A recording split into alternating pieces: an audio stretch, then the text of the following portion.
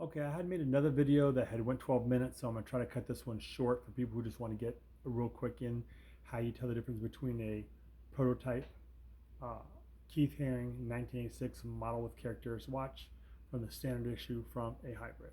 So on your hybrid, hybrid just means that it can be an original dial, it can be an artist created dial. It just means that you're using multiple watches to make one.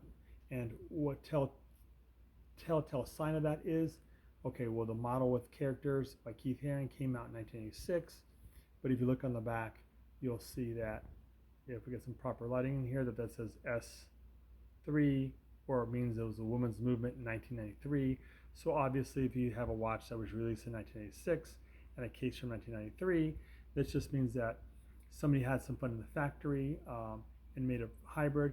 There was also one or two super collectors around that time that had connections with swatches that could get a dial, an unused dial in 1993, and create this. You cannot just break up an old one. You have to have connections where you get the unused dial and the special equipment that could recase it. Okay, this was one that was released for the general sale, and here is the hybrid. So how would you know it's the prototype? How would you know that this one was the extremely rare prototype worth thousands, and this was the hybrid worth 500? Well, one giveaway is look at the picture. Look at the space below the feet. Look at the space below the feet at 6 o'clock. Perfect, perfect. Here's the hybrid. Uh-oh, the spacing, there is no space between the feet. The feet touch the end of the watch. So if you look at your known example, your one that was sold at the store, and your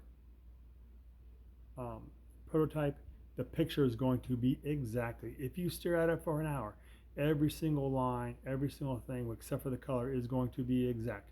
That's because when they made it, Swatch made them, and they only changed the color. So it's going to be exact under high quality standards.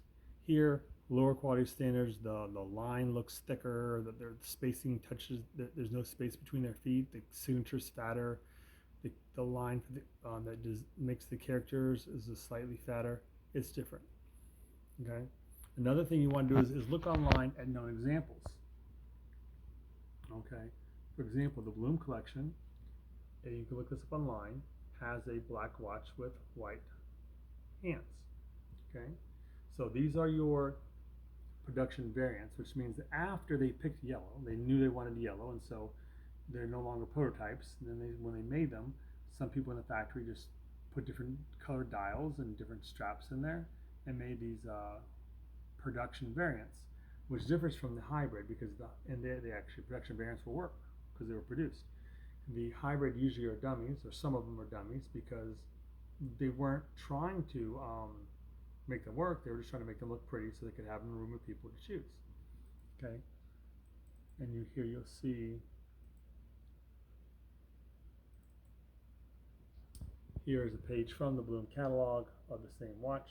So you look at okay, so they're somebody's selling me a prototype, and I can see known examples online.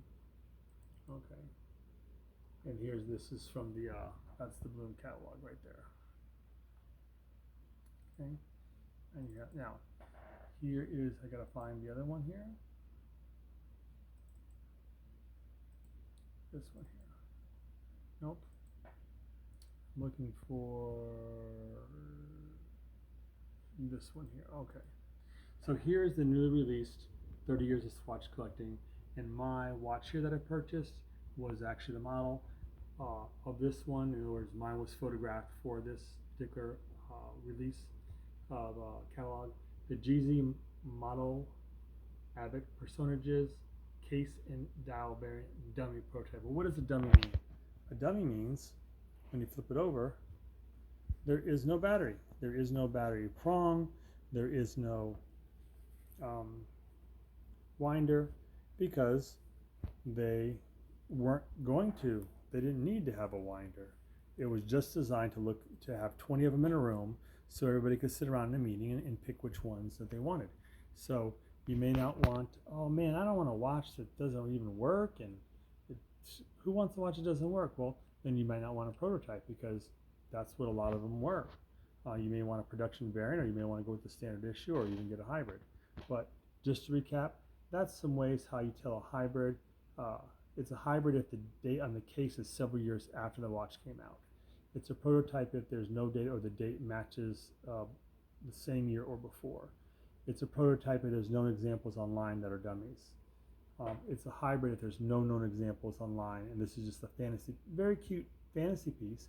But here, just to recap, to keep the video short, you have your $500 to $600 hybrid, your $800 to $1,200 mint condition standard issue, and your several thousands of dollar rare, maybe 10 ever made, never come up on eBay prototype Keith Haring.